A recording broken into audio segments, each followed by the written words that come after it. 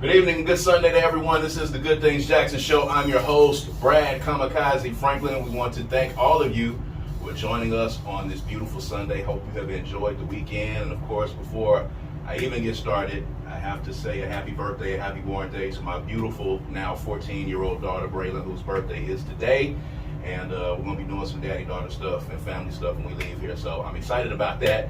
But we ain't here to take care of some business today because we have some very good things, Jackson, that we're going to talk about. Of course, this is the show that highlights positive things in the city of Jackson. If you tuned in to hear anything negative, this is not the show for you. We like to keep people informed in here. And we've always got some great guests on deck. So our first guest is going to be joining us here today. We were supposed to have him here a few weeks ago, but we have him here now. He's here in the flesh. We have the 13th president of the illustrious, the greatest HBCU on the face of God's green earth, Jackson State University, in here, Mr. Marcus Thompson. How you doing, brother?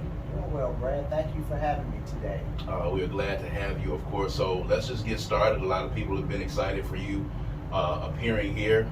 Jackson State is a huge part of our community. It's a huge part of Mississippi, and all of us are looking into some shape, form, or fashion be able to support that great university. So you have been in office since November, the end of the year of 2023. You've had a chance to kind of hit the ground running, but for those who are not familiar with you, let's backtrack a little bit and let's give them a little bit of your history of being here in the Jackson metro area. We talked about it a little bit before we came online today, but tell folks about yourself and who you're from and your claim to fame and all of that good stuff, as they say.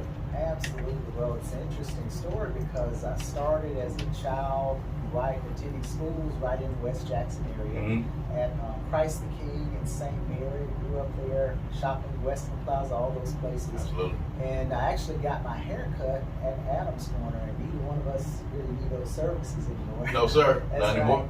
But I grew up in that area, had a love for the community, and so that's where I spent my time growing up. And so later in life, I taught in the area actually at Poindexter, at Hardy, taught in after-school programs, West Jackson CDC, taught some at Blackburn. So I spent a lot of time in that area from childhood even into adulthood. So really, I'm very familiar with West Jackson. My dad was a pastor, grew up in the church, that kind of thing. So pastor's kid, back in the day, we spent more time outside than inside. So had a lot of fun, a lot of good memories in the area. Yeah, Adams Corner, man. I don't think there's anybody that was in West Jackson that did not go in Adams Corner. That's right. At any point. I'm sure everybody's got a story about that. So let's talk about your evolution into the world of education. You are coming from the institutions of higher learning, from IHL, and we'll delve a little bit deeper into that. But talk about, after teaching, how did you make your way up to IHL, and how did your evolution go past your teaching experience? That's right. And so when I came to the Department of Education after teaching, I had an opportunity to come there as a math specialist for the state. I was really torn to take that job, Brad, because I really enjoyed my one-on-one interaction with students. Talked to a very good friend, and she said, well, you're impacting students at this particular school, but you can have an impact on students across the entire state policy. So I made the decision to go to the Department of Education, where I was a math specialist, then the chief of staff there, and the assistant to the state superintendent for a little while. Then I moved and transitioned from there to higher education, where I spent about a little over 14 years at IHL as the chief administrative officer and the deputy commissioner there.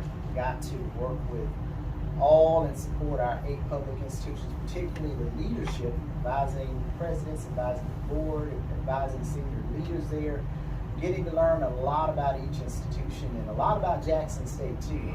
So that really helped me and gave me an advantage spending all that time at the Mississippi Institution of Higher Learning. Right. So let's talk about your time at IHL a little bit. It gave you, I guess, an experience in dealing, with that aspect of education from the university and the college level. For me as a Jackson State graduate, for a lot of us that are supporters of Jackson State and the HBCUs in the state, sometimes we look at IHL as that entity that, kind of blocks or is kind of in charge of, whether or not our HBCUs prosper in the state. So what would you say you learned from that experience in dealing with IHL and then being able to go and deal with the other colleges and universities in the state, particularly our HBCUs. Absolutely. I can say in my time there, my 14 years in, historically things have happened, in the past as far as inequities and all those things. I can say from my time there, the board did nothing but support all of our institutions, and because I know that because I was a part of that in supporting, and particularly our HBCUs that are so vitally important to this state and to African Americans in particular. There I learned a lot about how each institution, how they all work, and how they're all needed in this state to reach certain demographics in the state. So in that role, I saw the board firsthand really work to do whatever it could to support Jackson State and the other HBCUs and the other institutions as well. So I felt confident in coming to Jackson State because I knew that the board would continue to support Jackson State and support my efforts. Because I have great standing relationships with board members, that really gave me a lot of comfort because they've been nothing but supportive during my time, and they've talked about to me how they want nothing but the best things for Jackson State. Yeah. Now, in the recent days, we've been dealing, with the rumors that have circulated about what might be happening to some of our HBCUs in the state.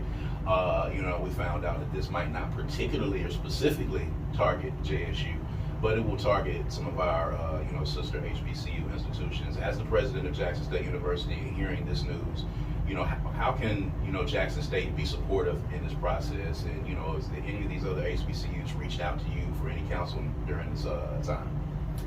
None have actually reached out to me, and I think, Brad, because that's such a long shot, that piece of legislation, and so one thing that I've talked about to alums that have reached out to me is to say Jackson State is strong, and all of our universities are strong, and that legislation will die in days. And what I've asked alums to focus on is to kind of keep the main thing, because we need to really push our legislators for funding. That's something that's on the table. Absolutely. And we need all the resources that we can get. And while these things pop up occasionally, these kinds of bills, we need to hold strong in keeping the main thing and asking for funding, which is that's definitely on the table. Right. So we need to come in strong, like I told folks, to come in strong on March 19th for our day at the Capitol.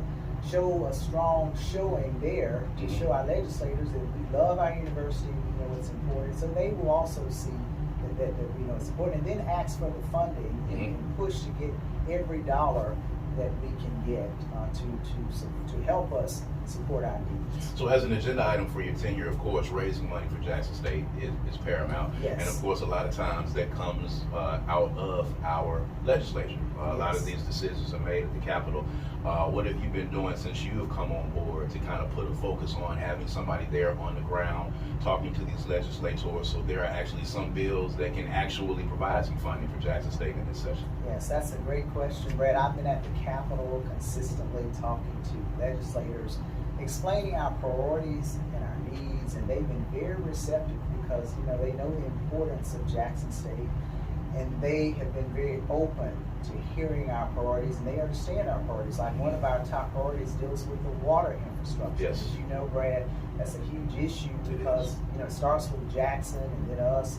So they're very open and receptive to funding that, and we've had a housing shortage for some time. They're very open to funding us renovating McAllister Whiteside. Yes. So they've been very open, and our request makes sense too. And that's a good thing. It is a good thing. And so they're in line with our strategic initiatives. So they've been very supportive. I've talked to folks on both sides of the house, and I have no doubt that we'll get what we need as far as those top priorities that we're asking for.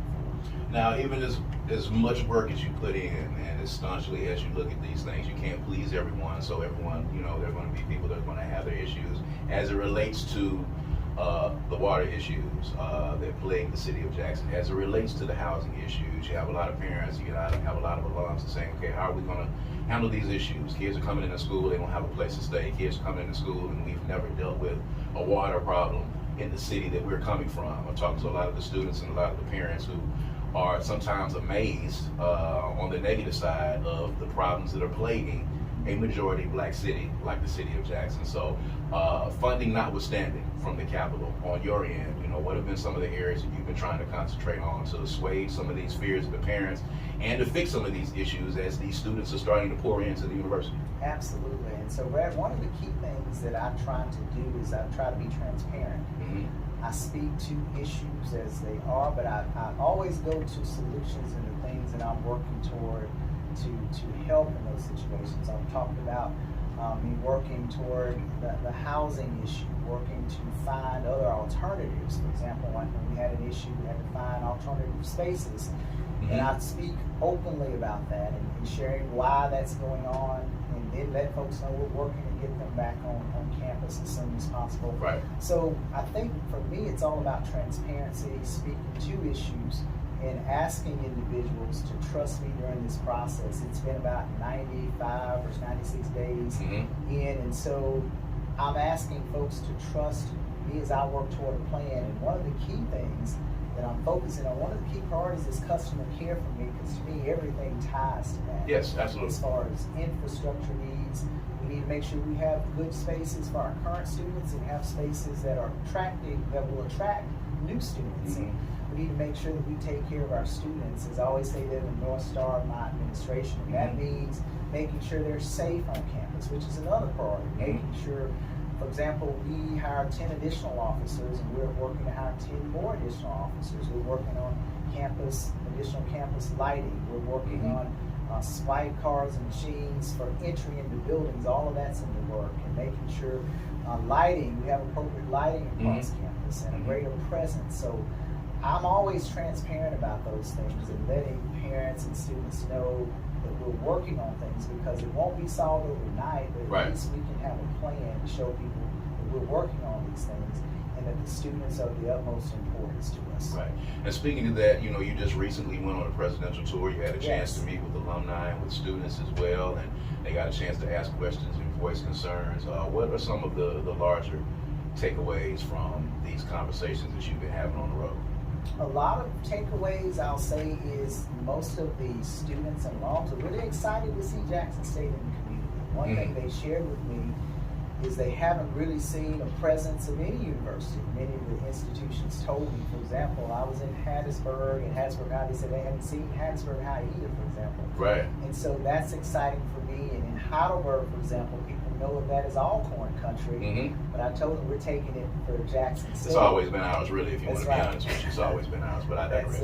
That's it. And Laurel and so on. And so speaking to those students, seeing their eyes light up, and many of those students, Brad, who weren't even thinking about college, when they saw the sonic boom on the South, when they saw the chorale, when they saw those blue ambassadors, they were like, perhaps this is for me, and they shared with me that now they're considering Jackson State. So that was a big takeaway, that we can't leave any stone unturned as it relates to our work as far as recruitment, because we were in Memphis the other day, and that there's a great opportunity there for us. A lot of band students were really excited about seeing the Sonic Boom, and we did auditions there for the chorale for the Sonic Boom. So it lets me know that we have a lot of work to do, but it's good work to do. And in talking to alumni chapters and meeting with them in both Hattiesburg area and in Memphis, they had a lot of great questions, and they were good questions, but they also were excited to plug in and talk about how they can support further these initiatives and help us extend the mission and vision. So it's really about bringing people together, in my opinion. The more I move around, the network, we already have this great Tiger network, but it gives me an opportunity to connect with people and connect with students. And that's of the utmost importance to me, having an opportunity to connect and show people who I am, and show them that I'm listening, and showing them that we're working on a shared vision for the university. So your recent meet and greet that you had, after you came on board in the latter part of 23, had about 600 people at that event, and that's always a good sign. But of course, you being named president was also met with some skepticism. We've had a few speed bumps over the past few years, just to put it lightly, with leadership at the university. So of course there were going to be people who we're going to have questions and have a little skepticism, be a little cynical. And you met with some of those folks, and you met with some of that skepticism. But what is your response to people who may currently still have an asterisk or a question mark next to your name as it relates to leadership? Yes, and first I want to thank everyone, Dr. Brad, that came to that event. It was amazing because it showed not really love for me about me, but love for the university, how people want to get behind the university. But what I would say to those individuals who are a little skeptical is to give me an opportunity to show you who I am. Mm-hmm. Because typically that skepticism perhaps comes from not knowing who I am. So what I encourage all of our stakeholders to do is to give me an opportunity to show you who I am and judge me by the work that I do.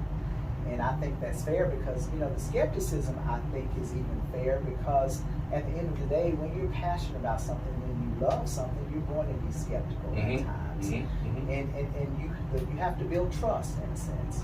So during this period, I'm asking for stakeholders to give me an opportunity to show them my work ethic, to show them my love for Jackson State, and then reserve the judgment until they see the work that I'm doing. And that's all I ask for, really. And I'll say one more thing that I do ask for. I ask us to just unite behind a common goal because mm-hmm. it's not about any individual leader. It's particularly not about me, but it's about uniting behind the goal of supporting Jackson State, making sure our students are successful, and we should be able to come together for that common goal. Yeah. So to that end, what would you say is your first order of business? You hit the ground running.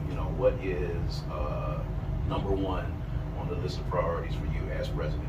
Number one, I have to say, I always say the students are the North Star of my administration, so customer care is really my number one focus because all of the other priorities that I've listed, whether it's safety, whether it's infrastructure, all those other things tie to customer care in my opinion. And when we appropriately take care of our students, not only do we help them get across the finish line, we also create ambassadors for the university for life. People who will go telling the good news about Jackson State, how it was a wonderful experience for them, and how they will tell others, you need to come and experience this same wonderful world-class institution. So customer care is my priority. So after customer care, what would you say are some of the next areas that you want to touch on? Customer care, and I would say I'm working on some of these now. Infrastructure, so we're working hard there because that's a challenge for us as far as having enough resident spaces and then making sure that those resident spaces are the kinds of spaces that students will be happy to live in and those kinds of things. We just signed off on information to start building a new dining facility, as a matter of fact, shortly after I arrived. Mm-hmm. So that's one thing. Campus safety, that's another thing. And working on accountability. And that means I'm accountable to stakeholders, and then faculty and staff must be accountable to students as well. Mm-hmm. So those are, I would say, are my top priorities for the university.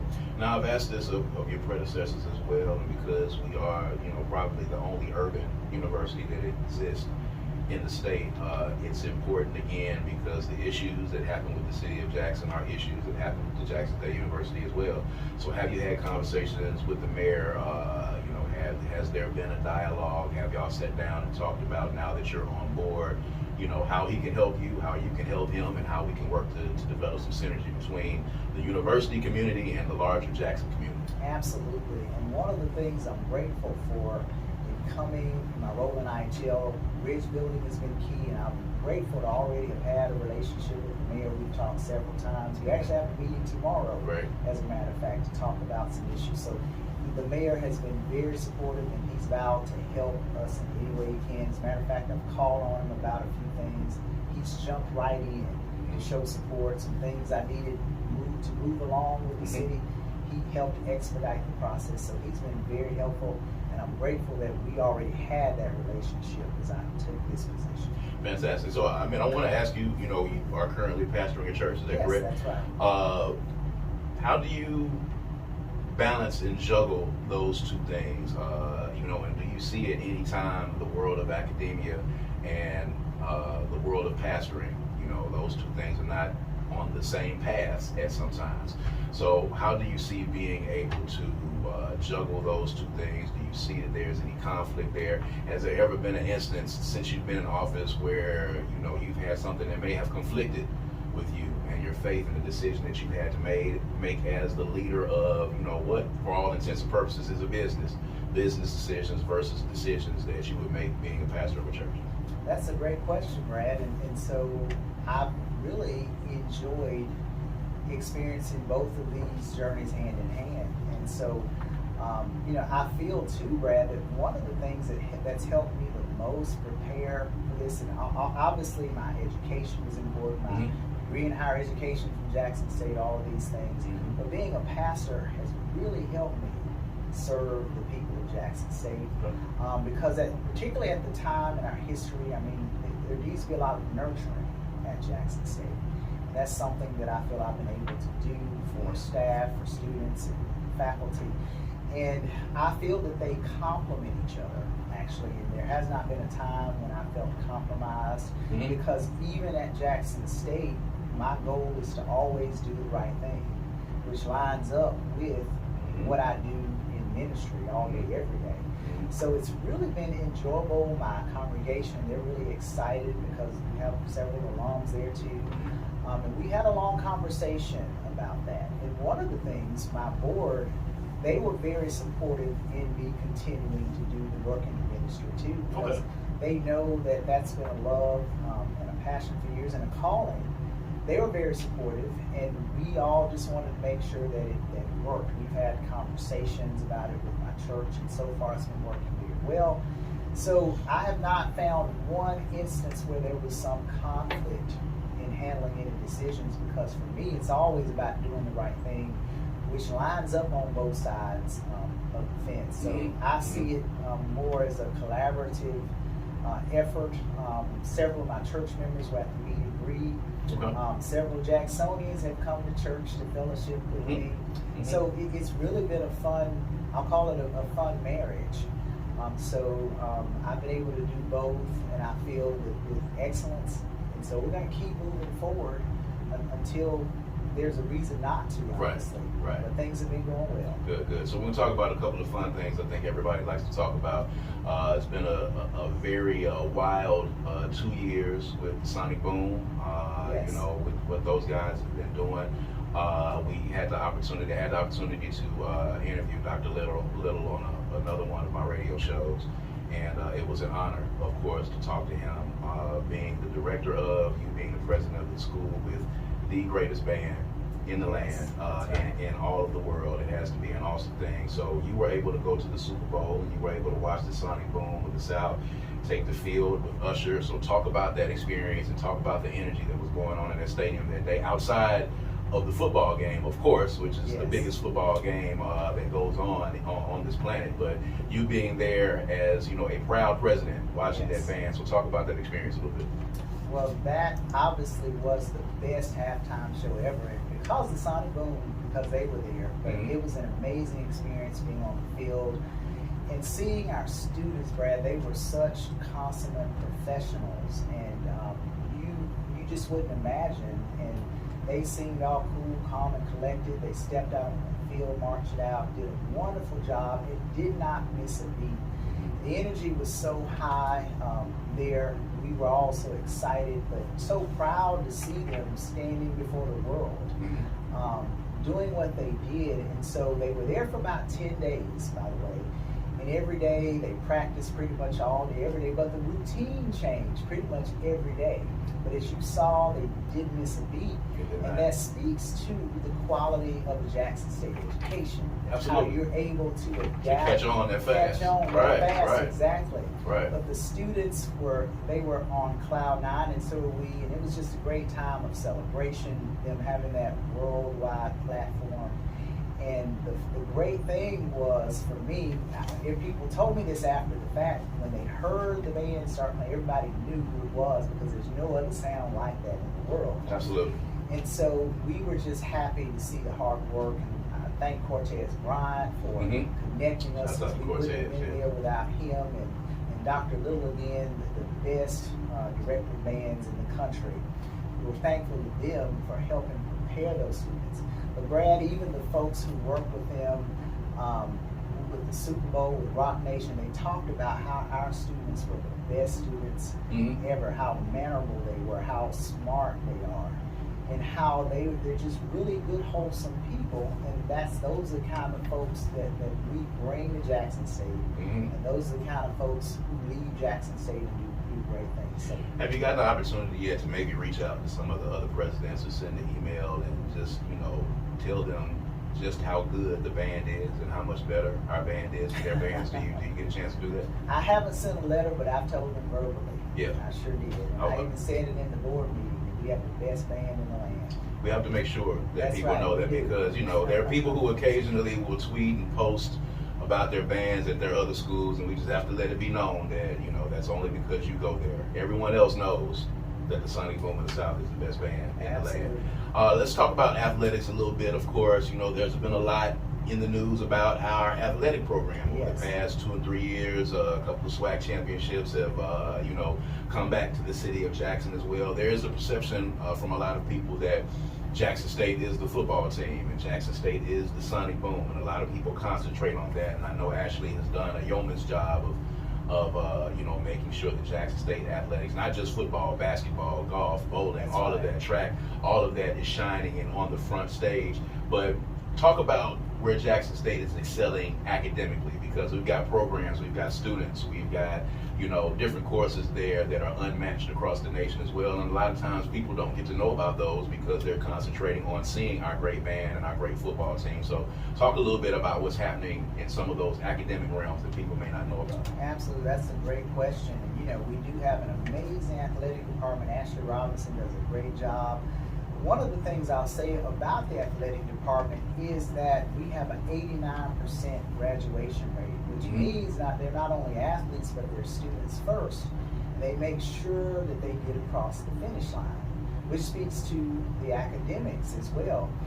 And so, recently we were ranked, I think, by the U.S. News and World Report as number 67 as far as our online programs for our bachelor's programs. And that's out of about 300, maybe 37 institutions. So we moved from probably 113 to 67.